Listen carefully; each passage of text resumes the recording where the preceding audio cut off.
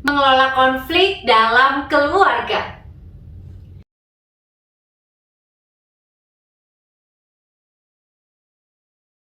Bapak, Ibu, dan Saudara yang dikasihi Tuhan, adakah yang belum pernah berkonflik dengan anggota keluarga?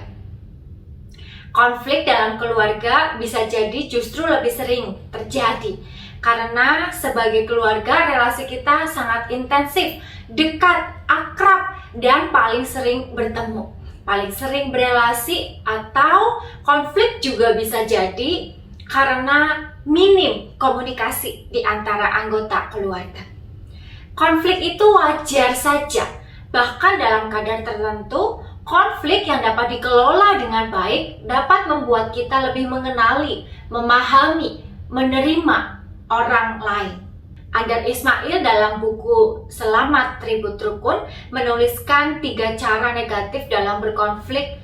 Yang pertama, perang terbuka, memaki, memukul, dan yang kedua, perang dingin, saling diam satu dengan yang lain.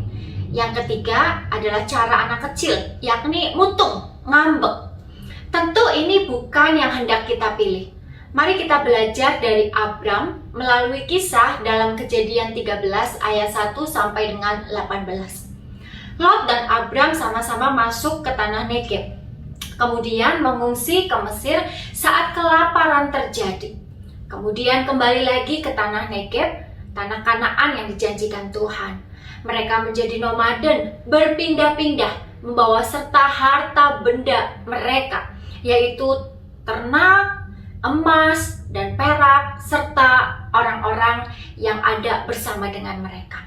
Lot pun bukan lagi hanya menjadi pengikut Abram. Ia sudah memiliki harta bendanya sendiri.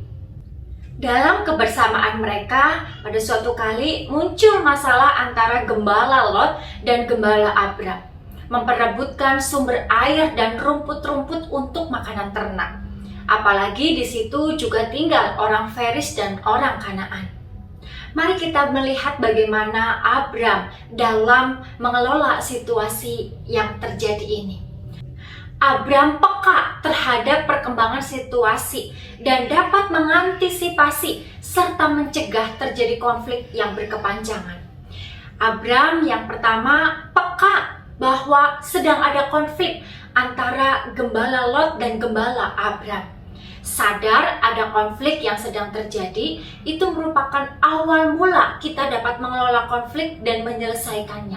Yang kedua, mendiskusikan penyebab konflik dari masing-masing pihak dan mencari solusi terbaik. Think win-win, berpikir untuk kedua belah pihak merasa dimenangkan. Lalu juga menyelesaikan konflik itu dengan cara berdialog dari hati ke hati. Yang ketiga, mau untuk berkorban demi sesuatu yang lebih baik.